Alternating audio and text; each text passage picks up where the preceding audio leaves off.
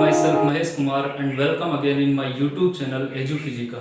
देखिए बच्चों, पिछली वाली क्लास में हमने इलेक्ट्रोस्टैटिक्स के बारे में डिस्कस किया था और उसके अंदर हमारा टॉपिक चल रहा था मेथड्स ऑफ चार्जिंग और उसमें हमने कंप्लीट किया था चार्जिंग बाय इंडक्शन।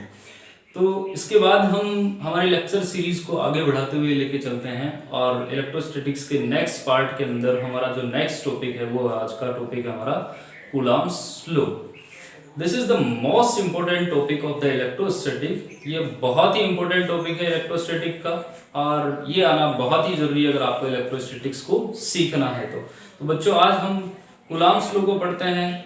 लॉ किसके बारे में है और क्या है, अच्छे से हम इसको फील करते हैं और साथ ही हम इसको लर्न भी करते हैं। तो आइए देखते हैं what is the Coulomb's law. Before understanding the Coulomb's law, first we see what is the point charge, because the Coulomb's law is applicable only for the point charges. So here first of all we discuss about the point charge. What is the point charge? Here I have written, if the size or shape of any body, if the size or shape of any body is negligible in compared to the distance of the observation point. अगर हम जिस point पे electric effect को पढ़ रहे हैं किसी charge body के रेस्पेक्ट में और वो चार्ज बॉडी अगर उस चार्ज बॉडी का अगर साइज और शेप उस डिस्टेंस ऑब्जर्वेशन पॉइंट की डिस्टेंस के कंपैरिजन में बहुत ही कम है, मतलब नेग्लिजिबल है, तो उस वाली कंडीशन में उस बॉडी का कोई भी शेप हो और कोई भी साइज हो तो उस वाली कंडीशन में उस बॉडी को हम क्या जूम कर सकते हैं as a point charge. Here the example is given. Here a rod is taken having the length L but the observation point is P and the rod is charged, and here I want to calculate the any type of electric effect like electrostatic force or electric field or potential. So then if the distance small r is very greater to the L, then the rod can be assumed as a point charge. Okay student, तो सबसे पहले आपको ये point charge आना चाहिए। तो अब आते हैं हम हमारे वापस टॉपिक के ऊपर, which is Coulomb's law. What is the Coulomb's law? Coulomb's law tells about the magnitude of electrostatic force between two point charges. So students, according to Coulomb's law the magnitude of electrostatic force between 2 point charges is directly proportional to the product of charges and inversely proportional to the distance between them, and you know the force is vector quantity, so the direction of this force will be along to the line joining these point charges। अब देखिए Coulomb's law जो है वो क्या करता है, किसी दो पॉइंट चार्जेस के बीच में लगने वाले इलेक्ट्रोस्टैटिक फोर्स के मैग्नीट्यूड को बताता है और इसके अकॉर्डिंग ये जो लगने वाला फोर्स F है वो क्या होता है, डायरेक्टली प्रोपोर्शनल होता है दोनों चार्जेस के प्रोडक्ट के। ठीक है, तो यहां पर मैंने दो सिचुएशन ली है। फर्स्ट सिचुएशन में सेम टाइप के चार्जेस हैं, उनमें रिपल्शन टाइप का फोर्स मैंने यहाँ पर शो किया है। सेकंड में मैंने दो पॉइंट चार्जेस Q1 और Q2 r डिस्टेंस पे लिए हैं, उन वो अपोजिट नेचर के, तो इनमें अट्रैक्शन टाइप का होगा। अब ये इलेक्ट्रोस्टैटिक फोर्स को बताता है, चाहे वो अट्रैक्शन टाइप का हो चाहे वो कौन से टाइप का हो, रिपल्सन टाइप का हो। तो देखिए यहाँ पर लगने वाला इन दोनों चार्जेस के बीच में, चाहे वो अट्रैक्शन हो चाहे रिपल्सन फोर्स हो, वो डायरेक्टली प्रोपोर्शनल होगा दोनों चार्जेस के प्रोडक्ट के।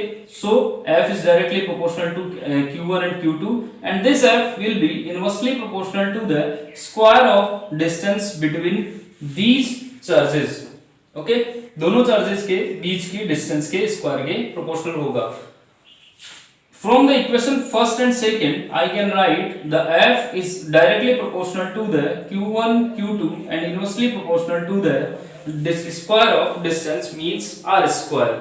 If I replace the proportionality sign in equality, then I can write the force F is equal to K Q1 Q2 upon R square. If we replace proportionality sign in equality, then we take any constant. Here the K is electrostatic constant. Here the K is electrostatic constant. इस K को हम क्या बोलते हैं, electrostatic constant बोलते हैं। And this constant depends on medium. ये किस पे डिपेंड करता है? मीडियम पे डिपेंड करता है, नेचर ऑफ मीडियम पे डिपेंड करता है। For different medium this k will be different, but if I talk about the vacuum or air, for vacuum और air, अगर मैं vacuum और air की बात करूं, then the k will be the k for air or we can say vacuum will be 1 upon 4 pi epsilon naught, and the numerical value is 9 into 10 की power 9, and the unit will be, according to this formula we can write Newton into meter square per coulomb square. Here another constant is present, which is epsilon naught, and epsilon naught is known as permittivity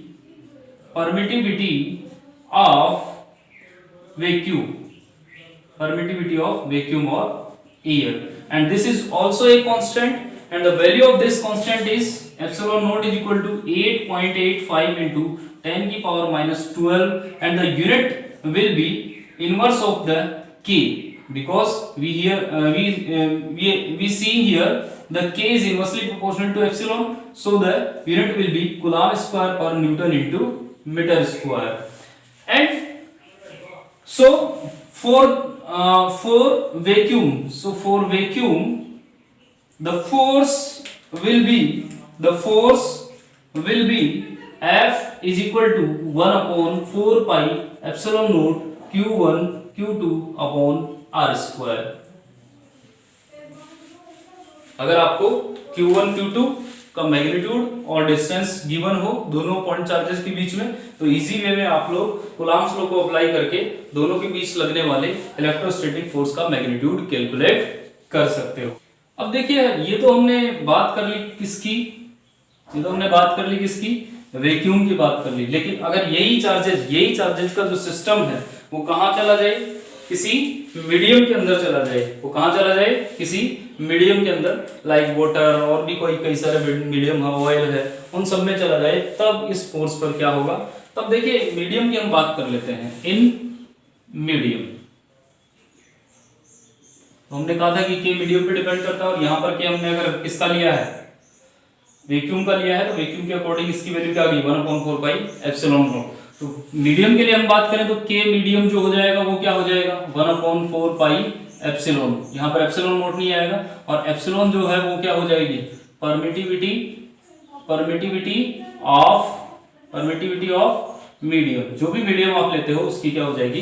permittivity हो जाएगी।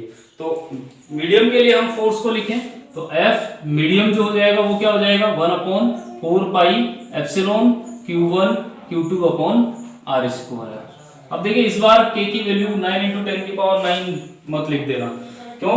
क्योंकि medium की जो permittivity है, medium का जो electrostatic constant k है वो डिपेंड करता है मीडियम की परमिटिविटी पर, और डिफरेंट मीडियम के लिए ये परमिटिविटी अलग-अलग होगी। तो अलग-अलग मीडियम के लिए k की वैल्यू भी क्या होगी? अलग-अलग ही। In the case of air और vacuum you can take the k is equal to 9 into 10 की power 9, but for the different medium the k will be different.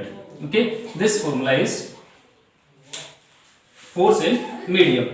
हाँ, तो ये हमने क्या किया? मीडियम के लिए फोर्स कैलकुलेट कर लिया। अब क्या है, मेरे कहने पे आप थोड़ा सा ये मान लीजिए कि यहाँ पर एप्सिलॉन जो है वो किसके इक्वल होता है? एप्सिलॉन नॉट एप्सिलॉन आर के। अभी मैं इसको प्रूव कर देता हूँ, चिंता मत करिए कि ये इसके इक्वल होता है। तो अगर मैं इस फॉर्मूले को मीडियम के लिए लिखना चाहूँ तो एफ मीडियम इक्वल टू क्या आ जाएगा? 1/4 pi epsilon naught epsilon r, और क्या आ जाएगा? q1 q2 अपॉन में क्या आ जाएगा? r square. ठीक है, तो ये हमारे पास किसका आ गया? मीडियम का फोर्स आ गया। अभी देखिए, इस कूलम्ब्स लॉ को हम अगर वेक्टर फॉर्म में लिखना चाहते हैं तो वेक्टर फॉर्म में इसको लिखा जा सकता है। वो क्या लिखा जा सकता है? देखिए, हमारे पास सिचुएशन क्या थी? सपोज ये पॉजिटिव चार्ज है और ये पॉजिटिव चार्ज है, और दोनों के बीच का डिस्टेंस r है, और दोनों सेम नेचर के हैं, तो दोनों में रिपल्सिव टाइप का फोर्स आएगा। तो ये भी F होगा और ये भी क्या होगा? F होगा। ठीक है, अब यहां पर ये जो R है, अगर इसको मैं R वेक्टर की फॉर्म में लिखूं, और मान लो ये इसको मैं सोर्स चार्ज मान लेता हूं। क्या मान लो इसको?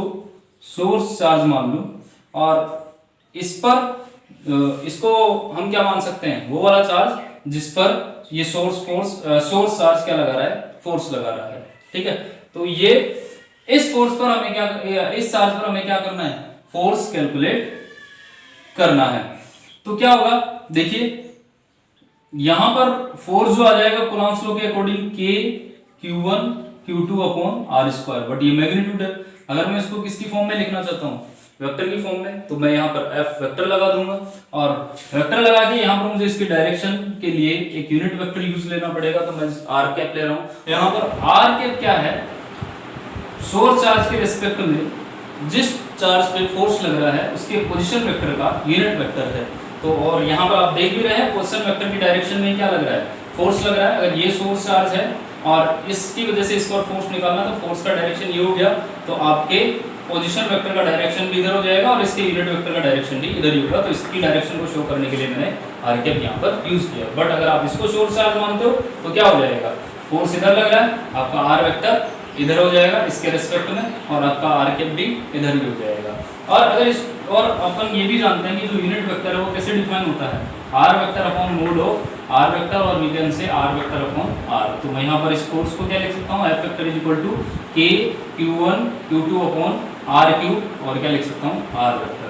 सो this is the vector representation, और we can say vector formula of, this is the vector formula of Coulomb's law. क्या है, वेक्टर फॉर्मूला है कूलम्ब्स लॉ का। अब देखिए बच्चों, हम आते हैं एक टर्म पे जिसको हम बोलते हैं रिलेटिव परमिटिविटी और डाइलेक्ट्रिक कांस्टेंट, जिसको डिनोट करेंगे अपन एप्सिलॉन आर से। और मैंने कहा था कि यहाँ पर आप इसको मान लीजिए।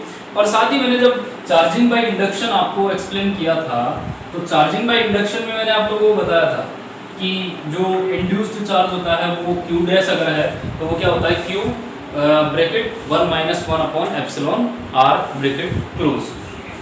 तो यहाँ पर भी देखिए रिलेटिव परमिटिविटी क्या होती है। तो पहले मैं इसका थोड़ा सा मैथमेटिक्स सोल्व करता हूँ, और उसके बाद जो मेरे पास रिलेशन आएगा उसी के बिहाफ पे हम इसके डेफिनेशन देंगे। और साथ ही अगर आप इसको समझना चाहते हो तो एप्सिलॉन R ये बताता है कि कोई मीडियम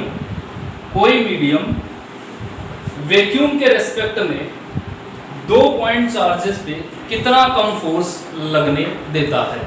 यानी कि वैक्यूम में तो सपोज करो F is equal to 1/4πε0 Q1 Q2 upon R square, एक फोर्स लगेगा अगर वो एक पर्टिकुलर डिस्टेंस पे है तो, और उसी पर्टिकुलर डिस्टेंस पे अगर अपन उनको किसी मीडियम के अंदर रख दें तो मीडियम में जो फोर्स लगेगा वो कितने गुना कम उस पर लगेगा, उसी को अपन डिफाइन करते हैं एप्सिलॉन R से, या फिर रिलेटिव परमिटिविटी से, या फिर डाइलेक्ट्रिक कांस्टेंट। ये तो इसका है फिजिकल मीनिंग, बट इसके डेफिनेशन हम मैथमेटिकली देखना चाहें तो वो देख लीजिए। पहले मैं बात करता हूँ किसकी, वैक्यूम की। तो वैक्यूम के अंदर मैंने फोर्स निकाला F is equal to 1/4πε0 Q1 Q2 upon R square. इसको मैं सपोज करो इक्वेशन दे देता हूँ कुछ भी E। और ऐसे ही अगर मैं किसी मीडियम की बात करूँ, तो F मीडियम हमने कैलकुलेट किया 1/4πε Q1 Q2 upon R square. This is equation number B। और मैं क्या करता हूँ, इक्वेशन A में इक्वेशन B से डिवाइड कर देता हूँ, इक्वेशन A में इक्वेशन B से क्या करता हूँ, डिवाइड कर देता हूँ। तो यहाँ पर क्या आ जाएगा, F/Fm is equal to 1/4πε0 Q1 Q2 upon R square. ये तो हो गया आपका वैक्यूम का फोर्स। अब मीडियम के फोर्सेस को डिवाइड करना है तो इनवर्स हो जाएगा, तो 4πε और R square upon Q1 Q2। अब हम इसको कैंसिल कर सकते हैं, किससे किसको, Q1 Q2 को, Q1 Q2 से 4π से 4π, R स्क्वायर से R स्क्वायर को। तो यहाँ पर हमारे पास F/Fm इज इक्वल टू क्या आया, एप्सिलॉन अपॉन एप्सिलॉन नोट, ये हमारे पास आया। यहाँ पर इसी रेशियो को हम बोलते हैं एप्सिलॉन R। तो अब आप यहाँ से देख सकते हो कि एप्सिलॉन इज इक्वल टू क्या आ जाएगा, एप्सिलॉन R, जो कि मैंने थोड़ी देर पहले आप लोगों को बताया था। ठीक है, अब यहाँ पर हमें तो इसकी डेफिनेशन देनी है, तो डेफिनेशन साफ साफ दिख रही है। डेफिनेशन देने के लिए यहाँ पर इस फॉर्मूले को देखो, this is the ratio of force between 2 point charges in the vacuum to the force on the same charges for the same situation in the medium is known as relative permittivity और dielectric constant of that medium, उस medium का क्या होता है, वो dielectric constant होता है। ठीक है, ये बात आप लोगों को समझ में आ गई। तो एप्सिलॉन आर ये आ गया।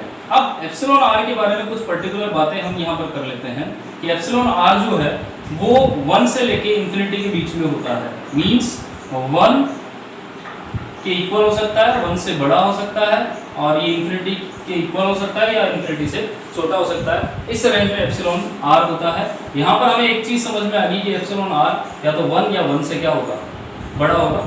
1 जो होगा वो सिर्फ इन द केस ऑफ किसमें होगा, एप्सिलॉन आर 1 कर देंगे तो ये किसका फॉर्मूला बन जाएगा, वैक्यूम का। तो इसका मतलब एप्सिलॉन आर 1 किसके लिए होता है, वैक्यूम। और एयर के लिए हम मान सकते हैं, एयर के लिए अप्रोक्स एग्जैक्ट 1 नहीं होता, एग्जैक्ट 1 वैक्यूम के लिए होता है। एयर के लिए अप्रोक्स 1.00059 के समथिंग होता है, तो उसको अपन अप्रोक्स 1 बोल सकते हैं। तो एप्सिलॉन आर ये हो गया। और एप्सिलॉन आर इंफिनिटी जो होता है वो किसके लिए होता है, कंडक्टर्स के लिए, या फिर हम बोल सकते हैं मेटल्स के लिए क्या होगा। हाँ, ये हो गया मेटल के लिए। तो अब देखिए यहाँ पर एक चीज हमें समझ में आ गई कि एप्सिलॉन आर जो है वो हमेशा ग्रेटर देन 1 होता है किसी भी मीडियम के लिए। तो अब हमारे पास epsilon r is equal to क्या है, एफ अपॉन एफ एम। तो ये क्या है, ग्रेटर देन 1। तो यहाँ से मैं क्या बोल सकता हूँ, F greater than to F m. तो इसका मतलब दो चार्जेस का सिस्टम है, अगर अगर उसी डिस्टेंस पे हम उसको वैक्यूम से उठा के मीडियम में ले जाके रख दें तो उस पर लगने वाला जो फोर्स होगा वो वैक्यूम में लगने वाले फोर्स से क्या होगा, कम होगा। कितना कम होगा वो चीज भी आप यहाँ से देख सकते हो। तो मीडियम के अंदर जो फोर्स आएगा वो क्या आएगा, F upon F m is equal to F upon epsilon r. तो यहाँ से 1 upon epsilon r times of F.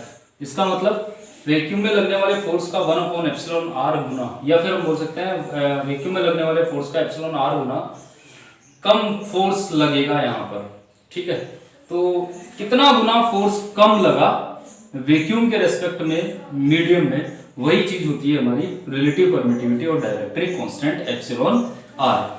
और एप्सिलॉन आर देखिए डिफरेंट मीडियम के लिए डिफरेंट होता है। कुछ मीडियम्स के लिए मैंने यहाँ वैल्यूज आपके सामने लिखी है। वैक्यूम के लिए इसकी वैल्यू 1 होती है, एयर के लिए 1.00059 और अप्रोक्स ये होती है 1 के अप्रोक्स होती है। इसलिए मैं एयर और वैक्यूम को क्या मानता हूँ, सिमिलर मानता हूँ अपनी कैलकुलेशन में। और वाटर के लिए इसकी वैल्यू होती है 81 और मेटल्स के लिए मैंने बताया था कितनी होती है, इन्फिनिटी।